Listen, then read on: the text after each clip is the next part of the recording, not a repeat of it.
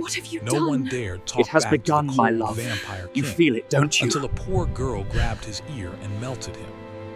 The crimson castle loomed above the jagged rocks, its black towers cutting into the blood-red sky like frozen daggers. Few dared to approach its gates. Even the bravest knights whispered of the vampire king who ruled there, a being as cold as winter and as beautiful as the moonlit night.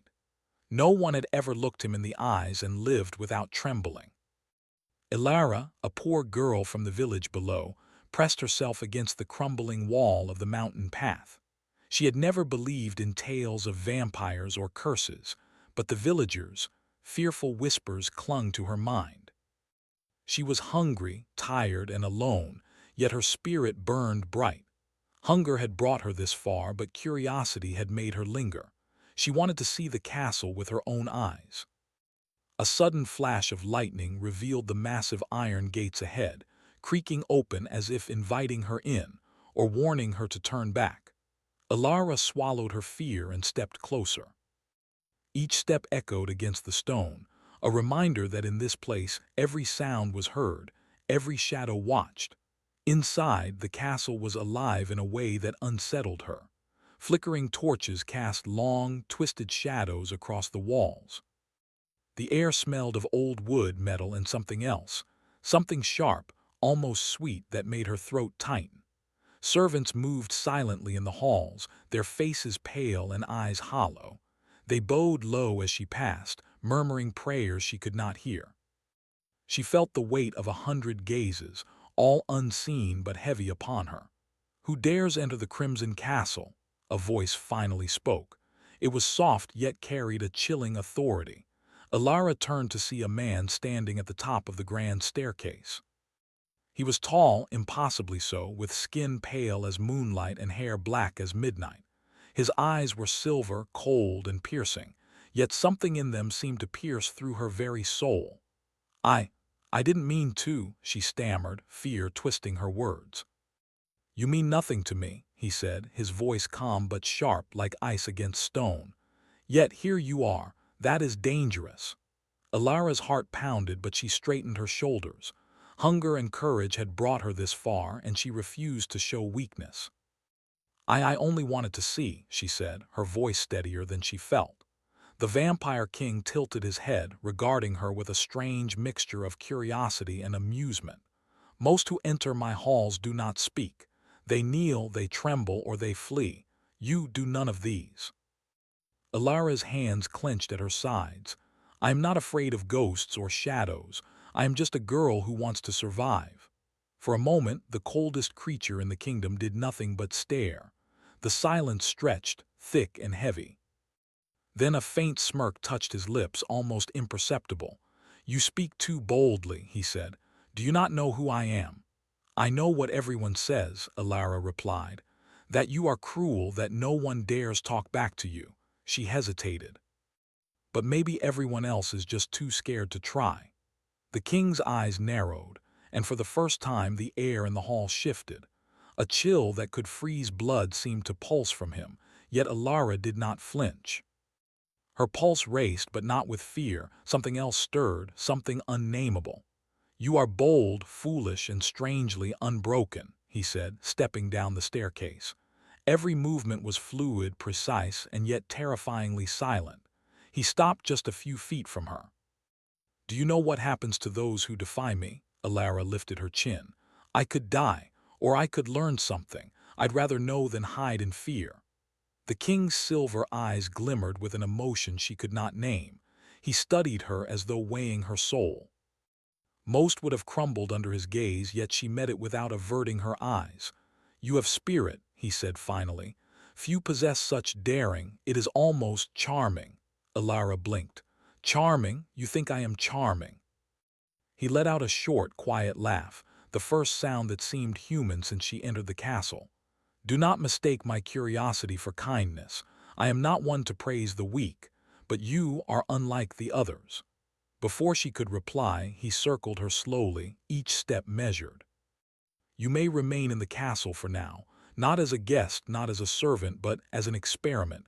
I wish to see how long you last in my halls." Ilara's stomach knotted.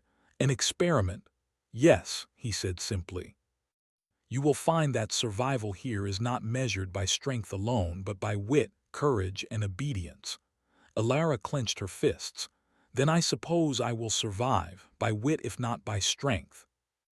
The king's expression hardened for a moment, but his eyes betrayed a flicker of something warmer, though it was quickly swallowed by the cold mask he wore. We shall see, he said.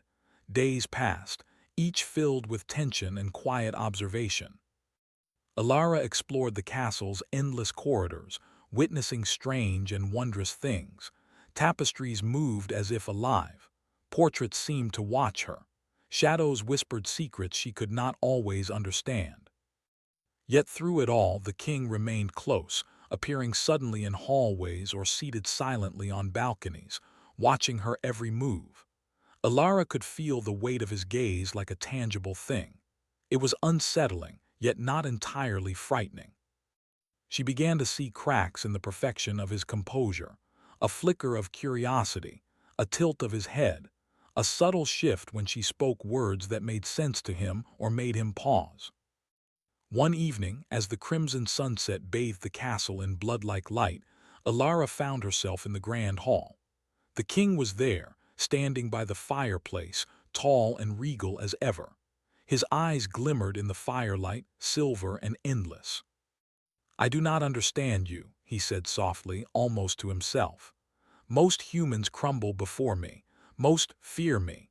Yet you, he trailed off, and Alara noticed for the first time a hint of something almost like wonder in his expression. Alara swallowed, then on a sudden impulse reached out and grabbed his ear. The hall froze. The firelight danced across the king's face as he stiffened, utterly unprepared for this audacious act. You dare! His voice was a whisper, edged with disbelief. Alara shrugged, her cheeks flushing. You looked cold. I thought maybe you needed to feel something real. For a heartbeat, the vampire king said nothing. Then slowly, he reached up and touched his ear where she had grabbed it. His silver eyes softened and the unyielding, icy mask began to fracture, revealing glimpses of a centuries-old loneliness. You are unlike anyone I have ever met, he murmured. Alara's heart raced. She had not intended to melt a king. She only wanted to show courage. Yet in that single, daring act, she had touched something buried deep within him, something human. The wind rattled the windows and the castle seemed to exhale as if aware of the change. Shadows shifted. The portraits blinked. Even the air felt different, charged with a strange energy neither of them fully understood. I should punish you, he said, his voice low and dangerous again. But I cannot. Not yet. Alara took a cautious step back, still holding his gaze. Then perhaps you can learn from me as I try to survive here. A long silence stretched between them. Finally, he spoke, his words carrying the weight of centuries. Very well, you will remain under my watch. And we shall see if your spirit can endure what has broken so many before you. Alara nodded, her pulse still racing. She had survived the first encounter, but the castle was only beginning to reveal its secrets, and the vampire king only beginning to reveal his own. As she left the hall, the king's eyes followed her, not with malice but with a fascination that both unsettled and intrigued him. He had ruled for centuries, untouched by love, untouched by warmth. And yet, for the first time, a spark flickered, a spark ignited by a poor girl who dared to touch him, in defiance, with nothing but courage in her heart. Outside, the storm clouds gathered, and the wind carried whispers from the distant mountains. Something ancient and powerful stirred in the night, sensing the shift within the castle. And for the first time, Alara felt that she had not just survived, but perhaps changed the course of destiny itself. But in the deepest tower of the castle, unseen and silent, a shadow moved. The true test had not yet begun. The vampire king's heart, fragile and frozen for centuries, had begun to thaw, but the world around them, dark and full of danger, had already taken notice. And in that moment, as lightning split the sky, Alara knew that her life had changed forever. The adventure had only just begun. The days passed like shadows slipping across the castle walls. Alara had grown accustomed to the endless corridors, the flickering torches, and the strange whispers that seemed to drift from the very stones. Yet nothing had prepared her for the cold fascination of the Vampire King. Each time she saw him, her heart stirred in ways she did not fully understand, fear mixed with awe, curiosity with the hint of warmth. He had not spoken to her much since the incident with his ear, but his presence lingered in every hall, every shadowed corner. Even his silence had weight, a pull that made her acutely aware of every step she took, every word she breathed. Alara wandered through the library one evening, her fingers brushing against the spines of ancient tomes. The books smelled of dust, ink, and age, as if each held centuries of secrets. Her eyes caught a volume bound in black leather, with silver symbols etched across the cover. She opened it carefully, and the pages whispered faintly, a language older than time itself. "Curious, aren't you?" The voice came from behind her, soft yet commanding. Alara spun to see him standing there, his silver eyes glinting in the torchlight. I only wanted to see," she said, closing the book gently. "These books, they are amazing." He stepped closer, silent as a shadow. "Most who touch these pages do so with greed or ambition. You touch them with wonder. That is unusual." Alara met his gaze, feeling the strange pull between them. "Maybe I am just trying to understand the world I've been thrown into." The king studied her, his expression unreadable. "Understanding is dangerous here. Knowledge can be a weapon. And yet," his voice softened almost reluctantly, "you wield it lightly." For a moment he was silent, and Alara noticed the faintest furrow in his brow, a trace of something human beneath the mask of cold power. She dared a step closer. "Do you ever wonder if there is more to life than fear and control?" His eyes flickered with something she could not name: pain, regret, perhaps even longing. "I have ruled for centuries," he said quietly. "I have seen empires rise and fall, kings and queens betray and crumble. Power is all I have left. Love, warmth, these are luxuries I cannot afford." Alara's heart ached at the confession. In a strange, painful way, she understood him. She too had known loss, though not in the same way. Yet she believed that no one, not even a vampire king, was beyond change. Days turned into weeks. Alara's presence began to ripple through the castle. The servants whispered of her courage, the nobles of her insolence. And the vampire king, he found himself thinking of her when he should not. One evening, as twilight bled into the castle halls, he summoned her to the grand balcony overlooking the cliffs. The wind whipped around them, carrying the scent of rain and distant thunder. "You are not like the others," he said, his silver eyes fixed on the horizon. "Most humans break when faced with me. You endure, you resist, and yet," he turned to her, and for the first time his expression was almost tender, "you touch me even when you should fear me." Alara's cheeks flushed. "I do not know why," she admitted. "Maybe it is because you are not as cold as you pretend to be. Maybe there is something real beneath all the fear." He did not answer immediately. His gaze lingered on her, and Alara felt the weight of centuries pressing down, heavy yet strangely protective. "I do not trust easily," he said at last. "I have been betrayed too many times, and yet," he trailed off, his voice softer, almost vulnerable, "I find myself thinking of you." Alara's heart fluttered. The thought that the vampire king, feared, untouchable, could think of her, ponder her courage, unsettled her in the most unexpected way. A sudden clatter from the courtyard below broke the moment. The king's eyes sharpened instantly, his calm replaced by a predator's alertness. Shadows moved at the edges of the balcony. Something was coming, something dark, ancient, and unwelcome. "Stay here," he commanded, his voice no longer gentle. "Do not move." Alara hesitated. I can help." "No," he said, the word firm, unwavering. "You are human. Your courage is admirable, but your safety matters more than any act of bravery right now." She watched him descend the balcony steps silently, as fluid and silent as a shadow.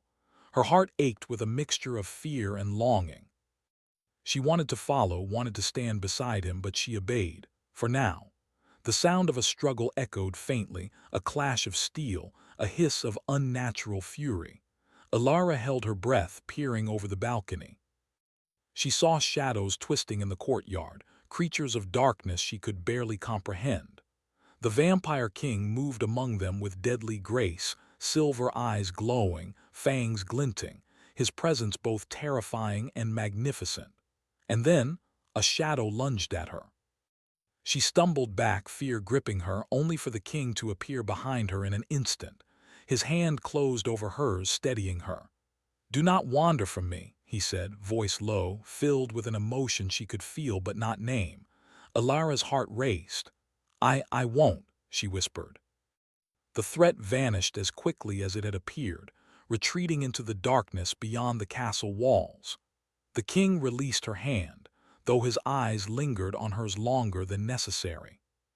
"You are reckless," he said, though the sharp edge of anger was softened by something deeper, almost protective. "And yet I cannot stop thinking of you. You are fire in a world of shadows." Alara's lips parted, but no words came. She felt the truth in his gaze, the warmth he did not yet understand and the burden he carried. For centuries he had ruled with fear and power. For centuries he had shut his heart against the world. And now he was beginning to thaw. Days later, Alara found herself exploring the castle gardens, a place she had been forbidden until now. The roses were black as night, their petals shimmering with dew.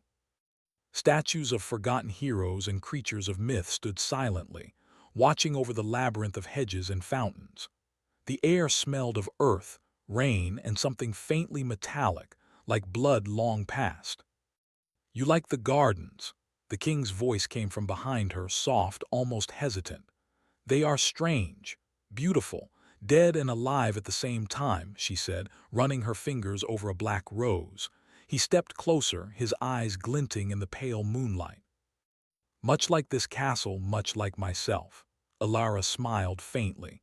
"Maybe that is why I feel at home here in a place meant for fear, because I see something more, something worth understanding." The king's expression softened. For the first time, he did not hide behind the mask of cold authority. "You see too much, human, and yet you are not afraid." "I am afraid," she admitted. "But fear is part of life. Courage is choosing to move forward anyway." He studied her for a long moment. Then slowly he reached out and brushed a lock of hair from her face. The touch was gentle, almost reverent, and Alara felt a warmth she had never expected from him. "You are dangerous," he whispered. "Not because of strength, but because you make me feel." Alara's heart fluttered. Maybe that is not so dangerous. Maybe it is what we all need to feel. The moment hung between them, fragile and electric, and then a sharp noise broke it, the distant echo of footsteps in the castle hall. Both tensed, their shared moment of vulnerability vanishing in an instant. "You should leave the gardens," he said, regaining his composure. "It is not safe for humans here." Alara nodded, though her heart ached to stay. "I will, but I will not stop learning. I will not stop seeing the truth." The king watched her go, a strange mixture of admiration, longing, and unease flickering across his face. She had challenged him in ways no one else had dared. She had not only survived, but she had begun to thaw the ice around his heart. That night, as the storm clouds gathered again over the cliffs, Alara lay in the small room allotted to her. She could hear the wind wailing against the castle walls and the distant roll of thunder. Sleep did not come easily. Her mind kept returning to the moments with him, the way his eyes softened, the faint smirk that had broken through his cold facade, the weight of centuries in a single glance. And in the highest tower, the vampire king stood alone by the window, watching the storm. His thoughts were a tangle of centuries-old pain, fear, and an unfamiliar pull toward the mortal girl who dared to defy him. For the first time, he questioned what power truly meant: strength, fear, or the ability to trust, to care, to feel again.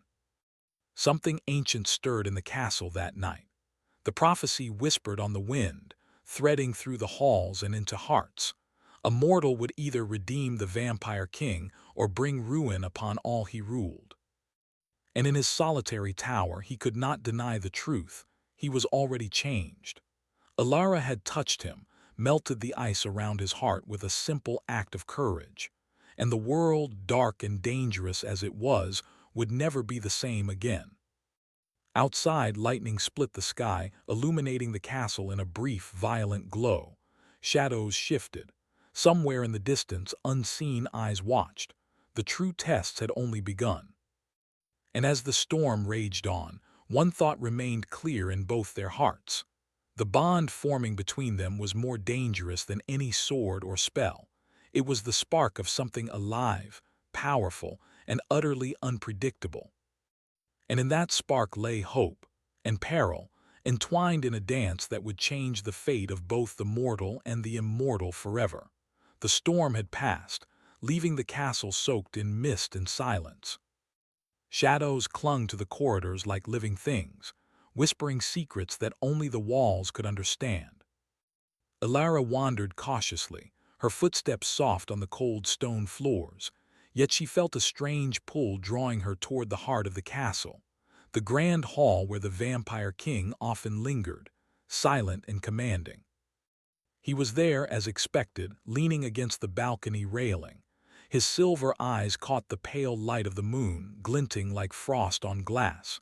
He watched the mist swirl around the cliffs, lost in thought.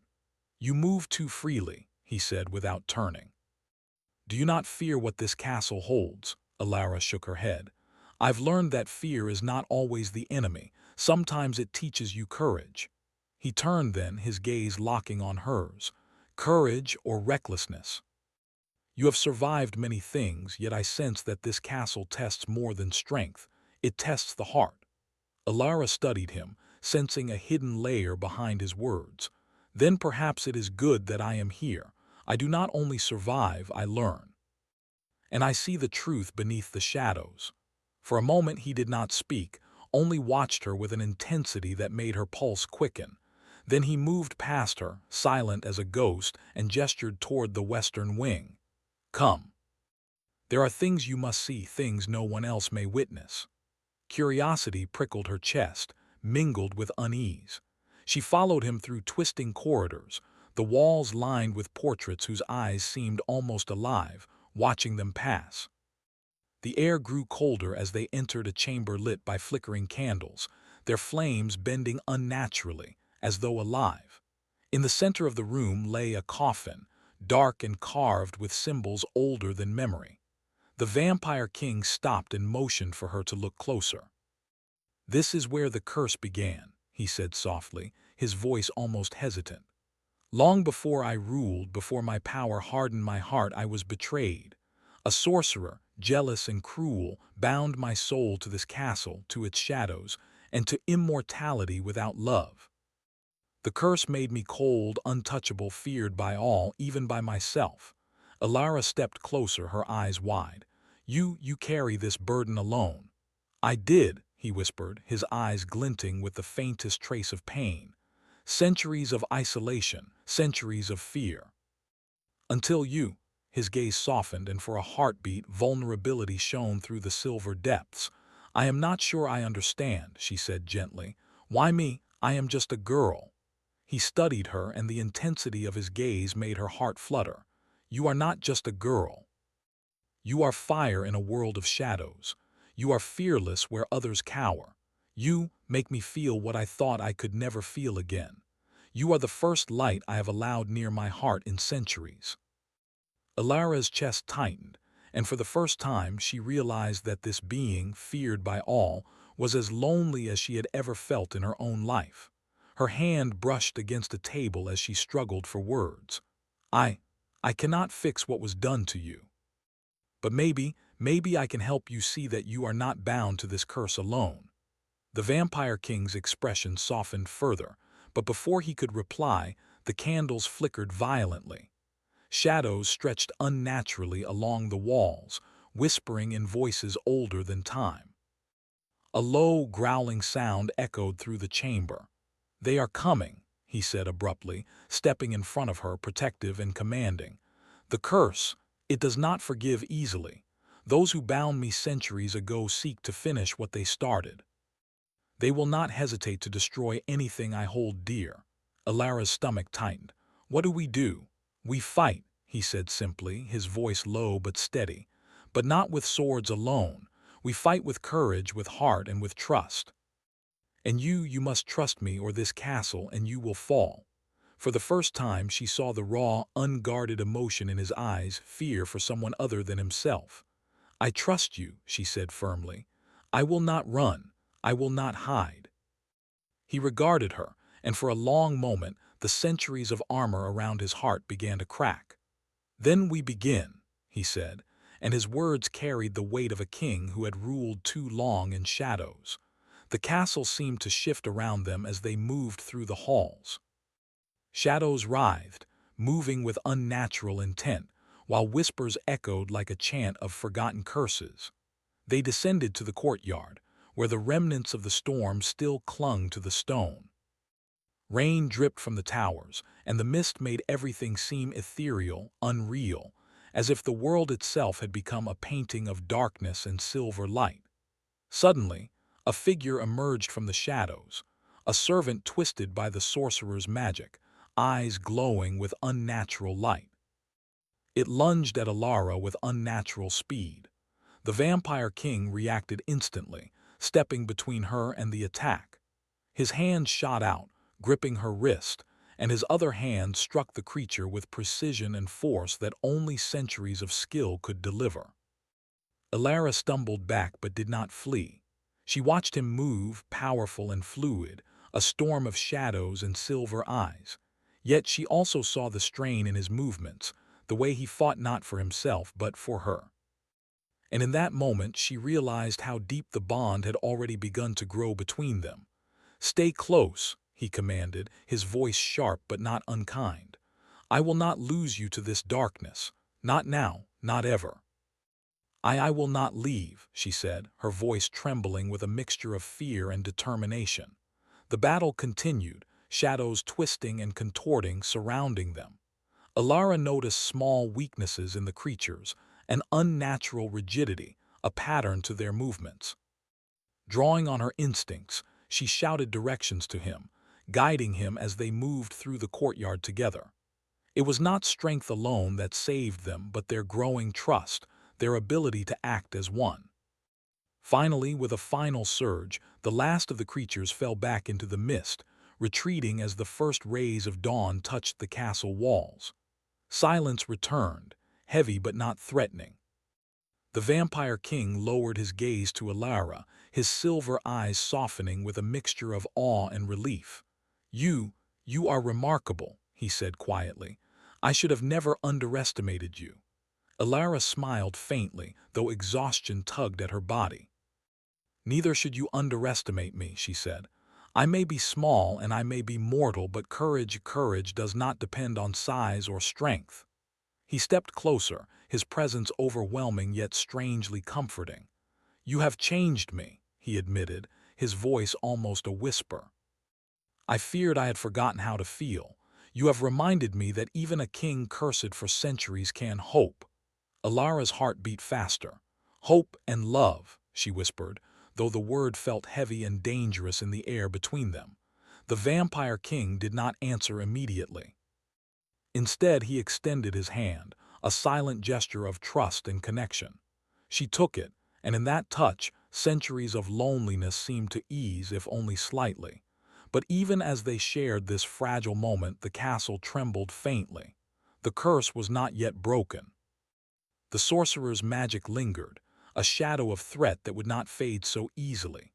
And far away, unseen by them, a new figure watched, a shadow waiting to strike at the bond forming between the mortal girl and the vampire king. Alara sensed it before the king did, a presence cold, calculating, and dangerous. "Someone is coming," she warned, her voice low. He nodded, his silver eyes narrowing. "I know, the prophecy warned of this. They will test us. They will try to destroy what has begun here. But we will endure together." Alara's pulse quickened. The danger was real, but for the first time, fear did not rule her. With the vampire king at her side, she felt a strength she had never known. And as the first light of morning painted the castle in gold and silver, she understood a truth both terrifying and exhilarating.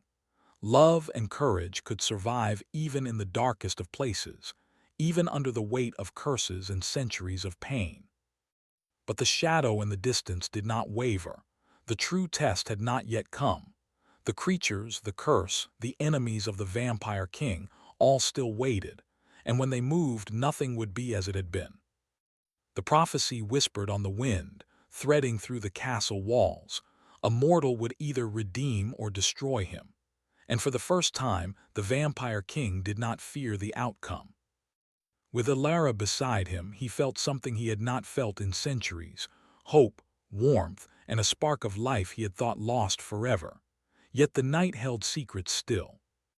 And as the castle basked in the fragile light of dawn, both knew this.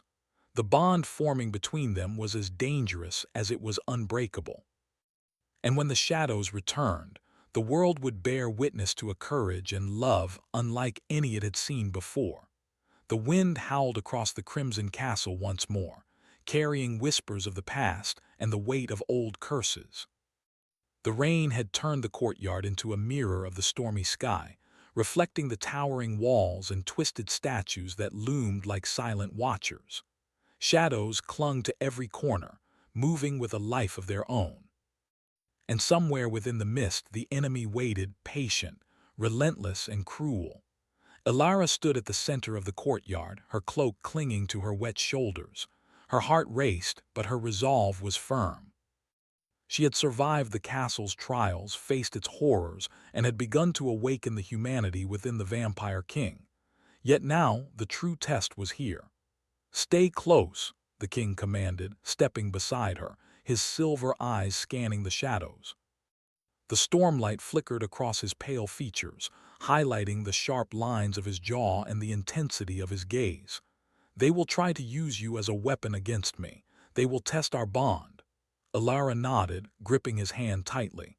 "I am not afraid," she said. Her voice was steady, even as her pulse raced. "We face this together."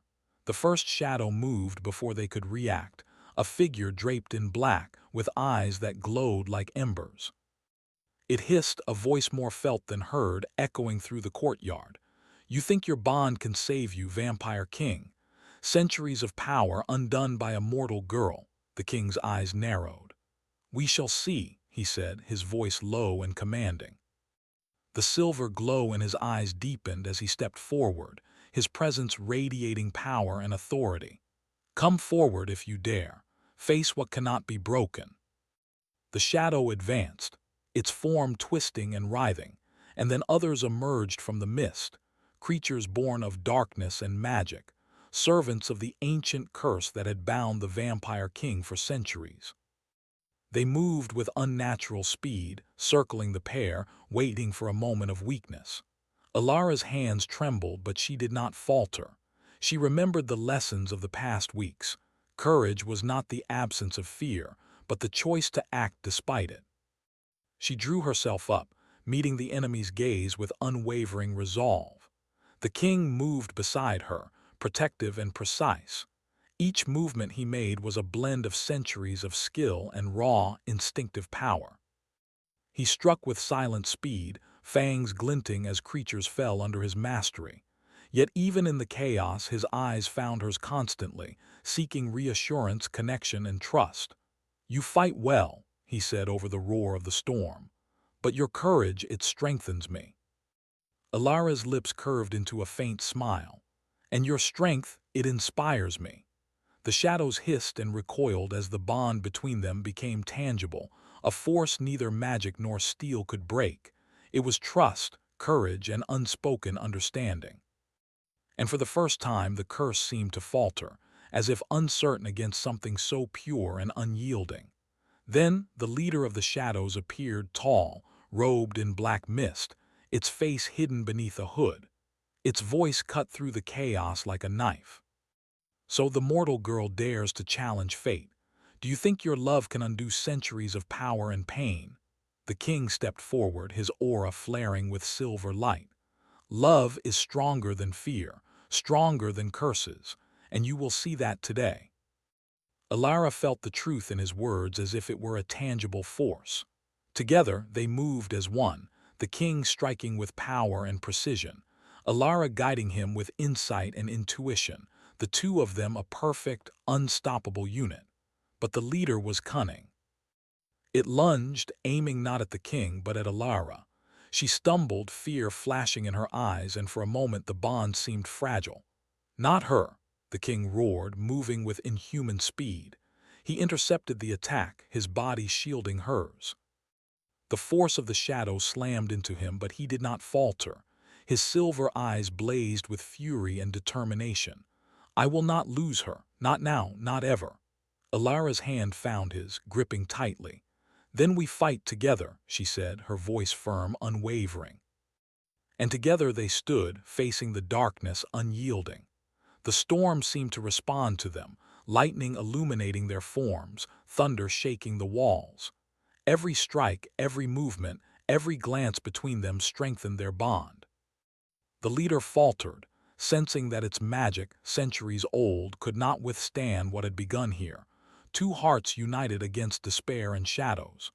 With a final hiss, it dissipated into the mist, taking the remaining creatures with it. The courtyard fell silent, the storm easing, the castle bathed in a pale, quiet light. Alara leaned against the king, breathless but alive. "It's over," she whispered. "For now," he replied, his voice softer than she had ever heard. "But the darkness, it never truly ends. There will always be trials, there will always be shadows." "I am ready," she said, looking up at him. "With you, I am ready."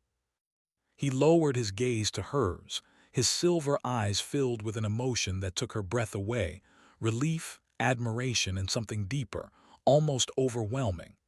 "You have saved me, Alara," he said quietly. "Not with magic or power, but with your courage, your heart, and your trust." Alara's cheeks flushed. I did not save you alone. You let me help. You trusted me." For a long moment he studied her, the centuries of pain and solitude in his expression giving way to something unspoken but undeniable. Then he reached out, gently brushing a lock of hair from her face. I do not know if I can ever fully unburden myself," he admitted, voice low. "But you have shown me that even a heart frozen by time can feel warmth again." Tears pricked Alara's eyes, but she did not look away. "And you have shown me that courage is not only in surviving, but in trusting, in loving, even when it is dangerous." He took her hands in his, the silver glow of his eyes softening. "Then let us face the future together. No curse, no shadow, no fear can break what has begun here." For the first time in centuries, the vampire king smiled, not a cruel or mocking smile, but one of true, fragile hope. And in that moment, Alara felt the weight of the castle lift slightly, as if the very stones themselves acknowledged the change. The storm clouds broke, revealing the first rays of sunlight painting the castle in gold and silver.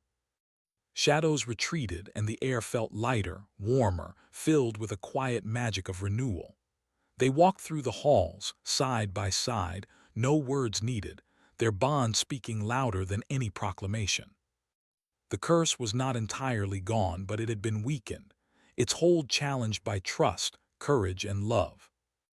And as they moved through the corridors, the servants and nobles watched in awe, sensing a shift they could not explain. The heart of the feared vampire king had softened, touched by a mortal girl's unyielding spirit. In the grand hall, the king paused, turning to face her fully. "You have changed everything," he said. "The castle, my heart, my life." Alara smiled faintly. "And you have changed me. You have shown me that even the darkest places can hold light, and that courage and love can survive even against centuries of fear."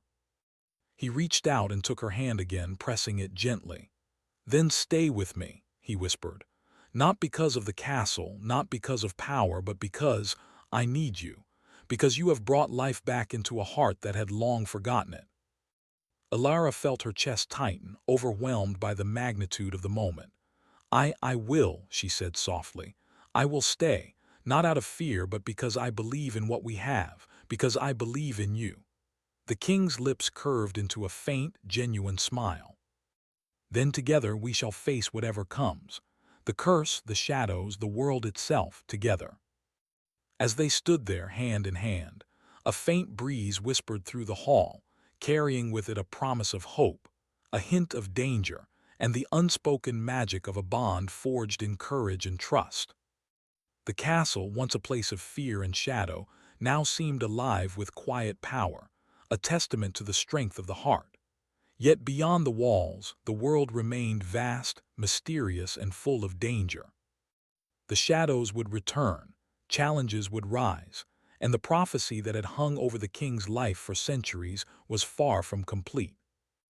But for now, in the quiet after the storm, two hearts stood together, one mortal, one immortal, and in their unity they had found redemption, trust, and love that neither time nor darkness could fully destroy.